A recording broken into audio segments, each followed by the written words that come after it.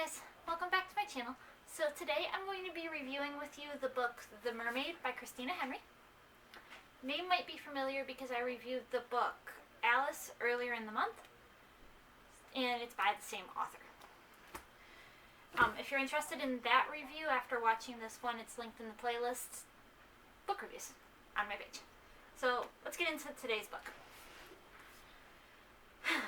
Once there was a mermaid called Amelia who could never be content in the sea, a mermaid who longed to know all the world and all its wonders, so she came to live on land. Once there was a man called P.T. Barnum, a man who longed to make his fortune by selling the wondrous and miraculous, and there's nothing more miraculous than a real mermaid. Amelia agrees to play the mermaid for Barnum and walk among men in their world, believing she can leave any time she likes.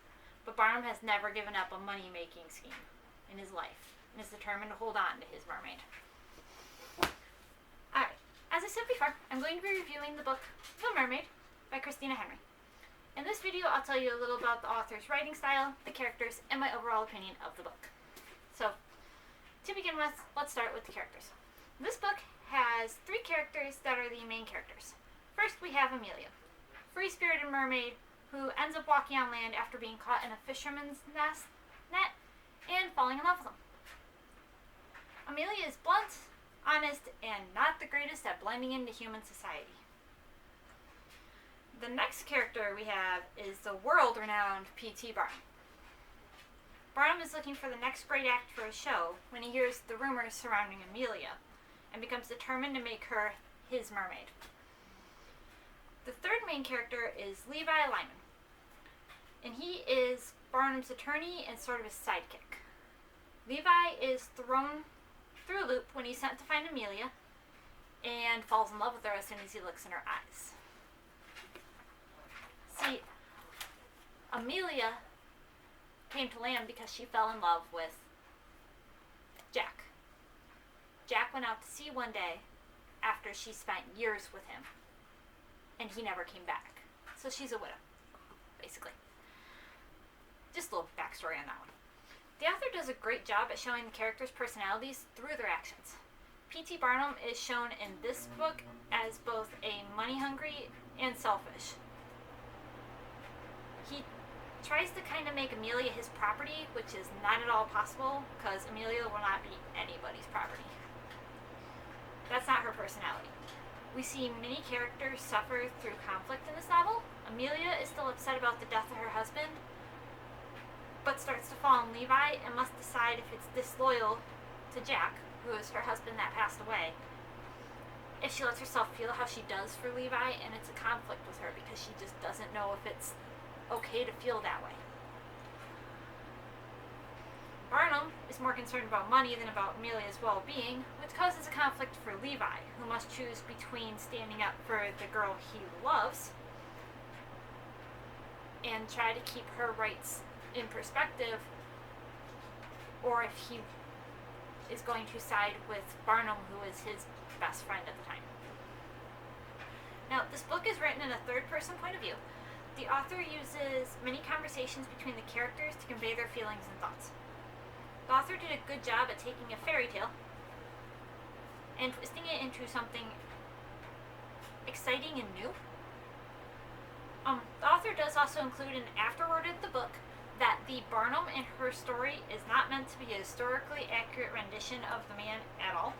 She changed him to fit the description she needed to write for the novel. This novel also jumps right into the story. There isn't a boring beginning to make it through, and the magical qualities of the fairy tale shine through from the beginning. I also enjoyed the author's description of the mermaids. The way that she makes them different makes it understood why Amelia doesn't fit in with the humans. Because in this novel, the mermaids don't look like humans. The author in this novel describes them as looking alien-like with sharp-looking teeth, and she says it multiple times. And in the novel, Amelia even has a problem with the fact that Barnum makes her look like this majestic, wonderful thing that's going to draw men to the ocean, and she does not look like that when she is in her mermaid form. Her description of what Amelia looks like helps to accentuate Amelia's differences from the humans and why she has such a hard time fitting in. Because when she first comes to New York, she doesn't understand any of this. Amelia is blunt and 100% right to the point. She's not sugarcoating anything. And back in that time, that wasn't the way it was supposed to be. Women didn't act like that. So through a good period of the novel, when she's playing the mermaid, she's not allowed to talk. They make up the story that she is nonverbal. That way she does not embarrass herself or say something that Barnum thinks is stupid. The author also exposes the dark side of humanity in this novel with the way people treat Amelia. Multiple times in the book, people refer to her as a sin. She's indecent, and the way that they stare at her shows how people really don't accept things that are different, especially back then. So I like that she worked that into there, and she worked human nature into a fairy tale. Overall, I'd give this novel a 4 out of 5. The way the author has of taking fairy tales and giving them a different twist is unique and interesting, in my opinion. After reading Alice, I was excited to start this book. I thought when I saw the title that it was going to be like The Little Mermaid, but it was totally different, which is great because I was not a huge fan of The Little Mermaid. Once again, though, this is not a book that is recommended for children.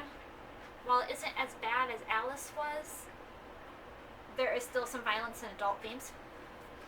I have 2 more books by this author that I'm going to be reading and reviewing over the next few weeks. She also has the book Lost Boy, and the other one is Red Queen. I have not gotten to reading those ones yet, but when I do, they will have reviews put up as well. So yeah, if you like fairy tales with a crazy twist, I would definitely recommend The Mermaid, and I'd also recommend checking out Christina Henry's other work. She's an amazing author, and I, for one, love her books. So that's what I got for you today, guys. Thank you so much for watching. Like, subscribe, you know the deal. If you'd like to see more book reviews, if you like Disney content, I'll have some of that through the next few weeks.